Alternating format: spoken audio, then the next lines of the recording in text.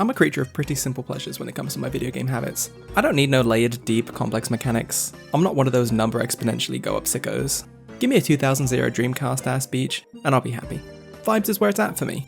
I just love hanging out in places, spaces, third rhyming word, in particular video game locales that evolve over time.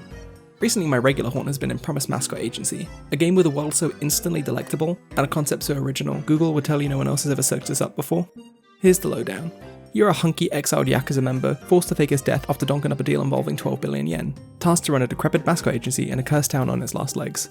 And your business partner is a sentient severed pinky finger. See what I mean? Pinky, that's the name of said sentient pinky, is a mascot. And in Promise Mascot Agency's world, they are living, I think breathing, people like you and me.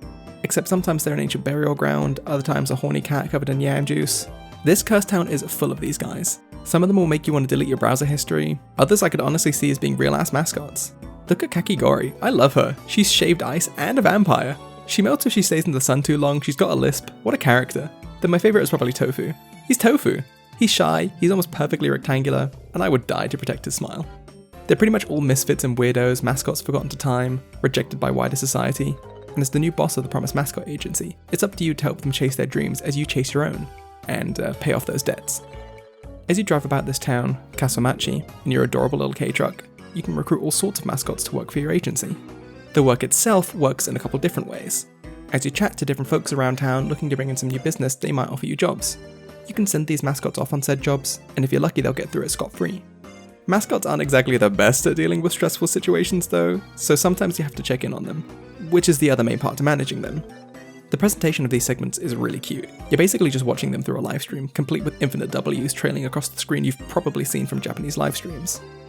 In these pseudo-pocket dimensions, your mascot might have to overcome a task like fitting through a door or getting a can of soda pop out of a vending machine. In turn, you can send mascot support heroes to help them out. It's basically just a simple card game, each card representing a different character you meet in the game, or with their own stat affinities. These ridiculous situations the mascot find themselves in essentially have health bars you have to chip away at with your cards. You're not going to have much trouble here, as long as you've got enough cards and can do quick maths. I only messed up on a couple of occasions where I wasn't paying enough attention, and even then you still complete the job, you just don't get a bonus. Getting more cards and improving said cards is probably my favourite aspect of the whole system.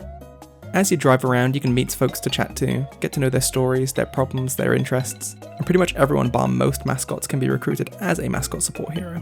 There's the mechanic with an interest in the occult, the Gyaru streamer who's also a farmer, the civil servant wholly dedicated to a niche idol group, all types of peoples who feel very real by having believable tastes and a deep love for them.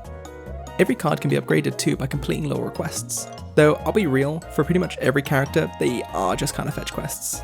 They're not too much of a bother though, almost every single item you can pick up shows up on your map, so if you're a completionist, even if it takes you a while, it's easy enough. Besides, the main point is that you find them as you're trucking about the place, so there's no real pressure here. It's worth it too, not just because it'll increase the rarity of the card, but completing these tasks helps you to get to know the townspeople. You might learn about the town, why they live there, why they like to live there in spite of how run down it's become. It helps you realise why this place is so special and worth restoring, a point we'll come back to in a bit. I love these weird little pockets of space where the mascot shows take place too. They're not quite reality, just a hint as to what the mascot's getting up to. Almost like they exist for the sole purpose of torturing these poor rotund, I don't want to say creatures or mammals, whatever they are, I don't know. The card aspect to it isn't really all that intense or in depth, it's mostly there to facilitate comedy. Managing the mascots themselves is a touch more complicated, or maybe stressful is the right word. These guys have got bills to pay too, you literally need to negotiate with them to recruit them. That might mean giving them a bigger cut, or time off, or the promise of bonuses. These guys are not in it for the love of the game, get real. Reality sucks, and Tofu has rent to make, even if I could never imagine evicting a poor little guy like that. After a while, you don't really have to worry about the times where mascots need help. They get more proficient, more confident, outright happier as they do more and more jobs, which means you get to focus on the thing that sold me most on the game. Truck time.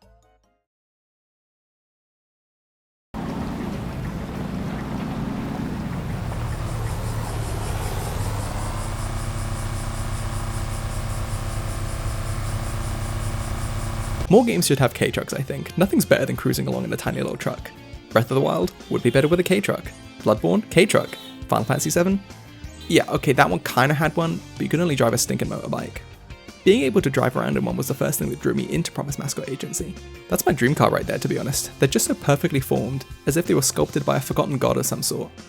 Driving's the whole main way to get around Kasumachi. The only time you get out is in cutscenes, which you have no control over. It's just pedal to the metal the rest of the time. Developer Kaizen Gameworks cited games like Deadly Premonition and Crazy Taxi as inspirations for the game, vibes you can definitely feel. Your K-Truck isn't exactly a regular one, it has a boost function, you can jump with it, later on you can turn it into a boat and unlock a glider. Shit's silly. It makes getting around the town feel a lot more playful than if it was just a regular old truck. It also just makes for an entirely different way of how you think about navigating a game space. This isn't something like Forza Horizon with its open world racing format, you aren't speeding around like some hotshot here, it's more laid back than that.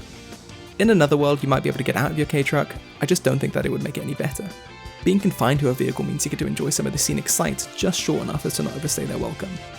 On the flip side, driving around means you get to places a lot quicker than you otherwise would, and as you zip about the place, you start to notice how truly dead the town is. There's no people anywhere, nothing to do, no shops to visit, restaurants to dine out at. It's a ghost town, and it's a little depressing. I've lived somewhere like this before, a town that relied heavily on tourism, kind of left to rot, though underneath it all, you know there's something worth reviving there if it just had the right chance. Like I said early on, the town is dead. All that's really left are people and mascots with crushed dreams struggling to make ends meet. Their dreams are simple ones too. Cleaning up the town cemetery, getting the main train station up and running again, opening an adult video store, yes, it's the fucking Yam Cat again, of course it's the goddamn Yam Cat.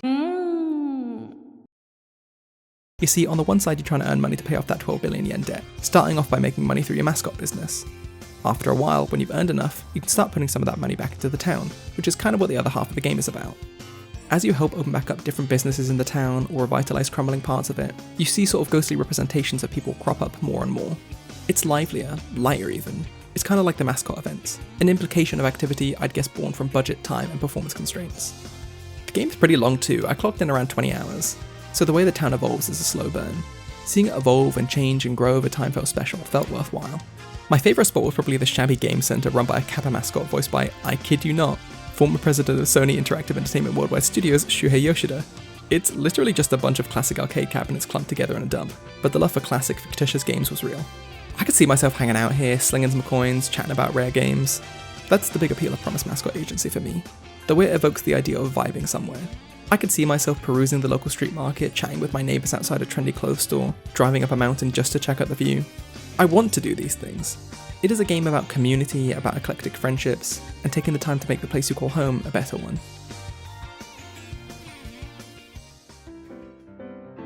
Sure, I do kind of wish that maybe the way you build up said community was less about business investments and more about grassroots methods. I think the game's heart is generally in the right place though, because it certainly understands that you actually have to talk to and work with the people around you if you want to make something better, even if the methodology isn't what I would opt for in an ideal world. Promise Mascot Agency doesn't present an ideal world though. It presents a town with weird little secrets, big and small. I don't think you should expect a gameplay revolution. It's kind of a 3D visual novel with a few extra bells and whistles, and to be clear, I don't mean that derogatorily. Shit's cozy. I can easily see myself coming back to it just to drive around for a little while. It's a game that draws you in with its, oh my god, have you heard about this weird game? The devs must have been hyped when they came up with this kind of concept, and keeps you there with vibes for days, and for me, that's just right. I love to drive my little truck and fucking blast Pinky off into the sunset. That'll do me. Thanks for checking out my kind of review of Promise Mascot Agency. I wanted to keep things relatively brief and not necessarily focus on all of the ins and outs of what it's all about gameplay wise. There are other reviews you can check out for that kind of thing. I'm going to try to keep doing little sorts of reviews like these, if only to motivate myself to play more things and to cut my doom scrolling habit, but also to fill in the gaps between bigger videos. I've got a few I'm juggling in my head right now, we'll see what comes next. My mind changes too often on these things. Anyways, a little kiss on the forehead for each of you. See you next time.